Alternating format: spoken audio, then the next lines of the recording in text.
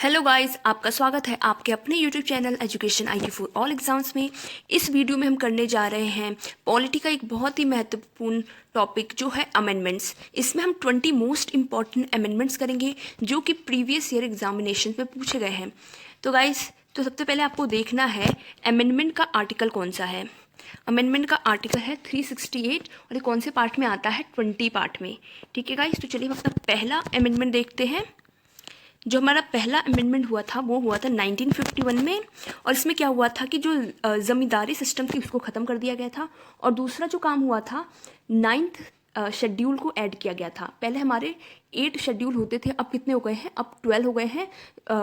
जो 9th schedule था वो ऐड किया गया था 1951 में, फर्स्ट अमेंडमेंट में। ठीक है गाइस, चलिए अब हमारा आता है 7th अमेंडमेंट। वो हुआ था 1956 में। आपको ईयर्स याद रखने हैं, बहुत इंपॉर्टेंट है ये।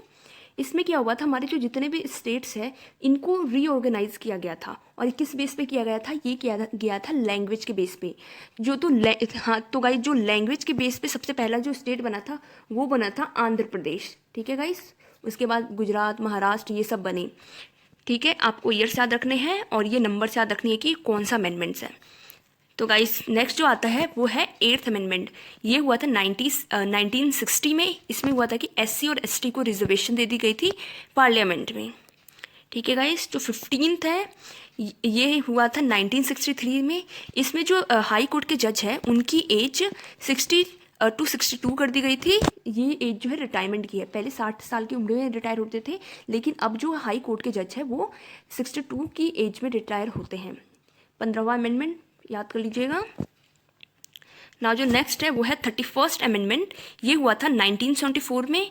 इसमें ये बहुत इंपॉर्टेंट है। इसमें जो लोकसभा की सीट है वो 525 से 545 कर दी गई है। अभी भी ये क्वेश्चन पूछा जाता है कि लोकसभा की जो सीट है वो कितनी है, वो है 545। तो चलिए हम अपने अगले पे चलते हैं। ये है 36th अमेंडमेंट। ये हुआ था 1975। इसमें सिक्किम को एक कंप्लीट स्टेट मान लिया गया था इंडिया का। हाँ, ये बहुत इंपॉर्टेंट है। 42nd, इसको मिनी कॉन्स्टिट्यूशन भी बोला जाता है, और ये हुआ था 1976 में। इसमें क्या, इसमें सोशलिस्ट, सेकुलर एंड इंटीग्रिटी, ये तीनों वर्ड्स जो है प्रियम्बल में ऐड करे गए थे। ठीक है गाइस, ये तीनों वर्ड्स पूछे जाते हैं, इनको आप याद कर लें। और जो सेकेंड हुआ था, इसमें फंडामेंटल राइट्स को, फंडामेंटल ड्यूटीज़ को जोड़ा गया था पार्ट 4A में। ठीक है गाइस, नाउ द नेक्स्ट जो है, इसमें प्रेसिडेंट को हो गया था कि वो जो भी कुछ करेगा उसको प्राइम मिनिस्टर की सलाह लेनी पड़ेगी। ठीक है, अब है नेक्स्ट 44th अमेंडमेंट। 78 में हुआ था। इसको आप 78 कर लीजिएगा। ये 1978 में हुआ था। और इसमें देखते हैं क्या क्या। इसमें आर्टिकल 31 जो राइट टू प्रॉपर्टी था, फंडामेंटल राइट का, उसको डिलीट कर दिया गया था। ठीक है गाइस, और इसमें इसमें हुआ था कि इंटरनल डिस्टर्बेंस की वजह से इमरजेंसी नहीं लगेगी, क्योंकि नेशनल डिस्टर्बेंस की वजह से इमरजेंसी लगा के पहले बहुत मिसयूज़ हुआ था, इसलिए। और जो तीसरा जो है, प्रेसिडेंट को बाउंड कर दिया गया था, मतलब उनको रिकंसीडर जो एडवाइस करके आएंगी उनके पास, उनको उस पर हाँ बोलना ही पड़ेगा, उनको ऐसे बाउंड कर दिया था। ठीक है गाइस, मजबूर कर दिया था। Now the next one is 52nd amendment 1985 में। ये बहुत इंपॉर्टेंट है गाइस, इसका ये 52nd और 1985 याद कर लीजिएगा। इसमें क्या हुआ था, हमारा 10th शेड्यूल ऐड हुआ था। जैसे मैंने बताया कि अभी 12 है, और हमारे जो पहले 8 थे हमारे पास बस, और जो 9th ऐड हुआ था वो फर्स्ट कॉन्स्टिट्यूशनल अमेंडमेंट के थ्रू ऐड हुआ था 1951 में, और जो 10th है 1985 में ऐड हुआ था 52nd कॉन्स्टिट्यूशनल अमेंडमेंट के थ्रू। और इसमें एंटी डिफेक्शन लॉ पे बात हुई है। इसका मतलब होता है हिंदी में दल बदल विरोधी कानून, जो एक पार्टी को छोड़ के दूसरे में चले जाते हैं, उनके लिए था ये। जो अब है 56th अमेंडमेंट 1987 में हुआ था। इसमें गोवा को एक स्टेट का दर्जा दे दिया गया था। ठीक है गाइस, नेक्स्ट है 61st अमेंडमेंट 1988। इसमें जो पहले हमारी वोटिंग एज थी वो थी 21, लेकिन अब हम सबको पता है कि 18 है। तो ये हुआ कब था, ये हुआ था 61th अमेंडमेंट 1988 में।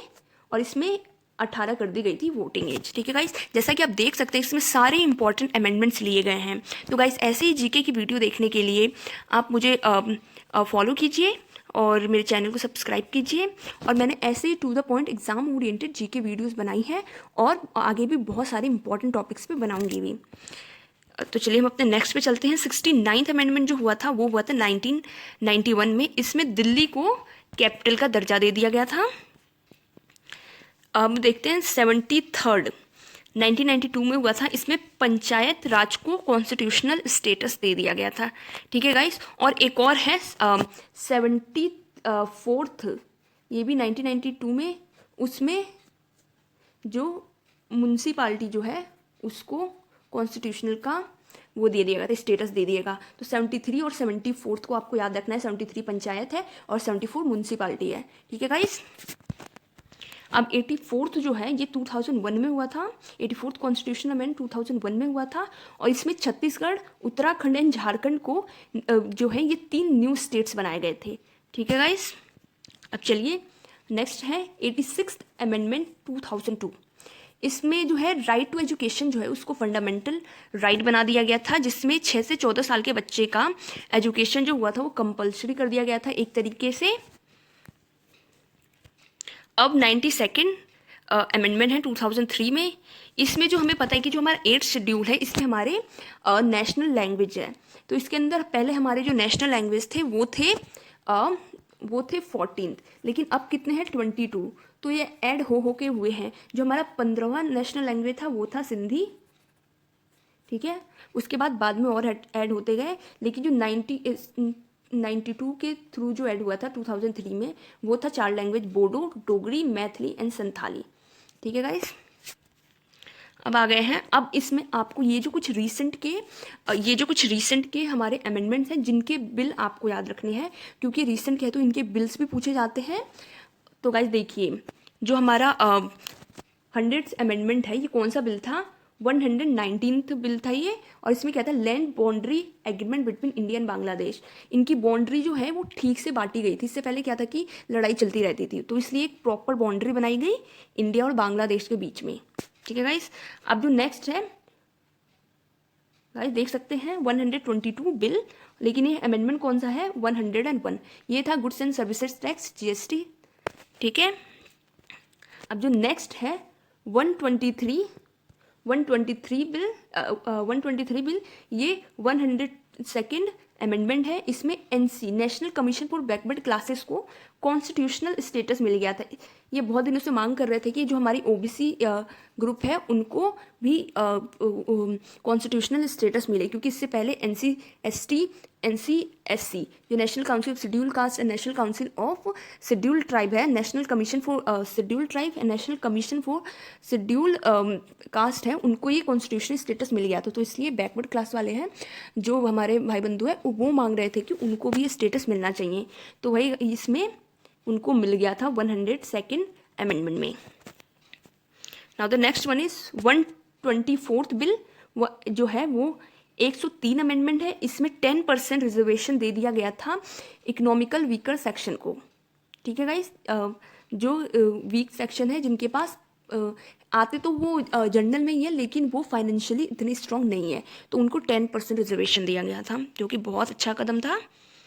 चलिए जो हमारा नेक्स्ट है वो है 126th बिल, जो कि 104th अमेंडमेंट है। ये बहुत इंपॉर्टेंट है क्योंकि ये हाल ही में अभी 2020 में ही हुआ है, 2020 में। इसमें क्या हुआ था कि जो ये वैसे तो ये बहुत कॉम्प्लिकेटेड वे में था, इसको मैंने शॉर्ट वे में लिखा हुआ है इसमें, कि जो SC और ST का रिजर्वेशन है लोकसभा में और स्टेट असेंबली में, उसको बढ़ा दिया गया था।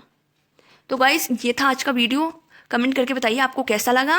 आई होप आपको अच्छा लगा होगा। तो प्लीज़ मेरे चैनल को सब्सक्राइब कीजिए, बेल आइकन को प्रेस कीजिए, and thank you so much for watching.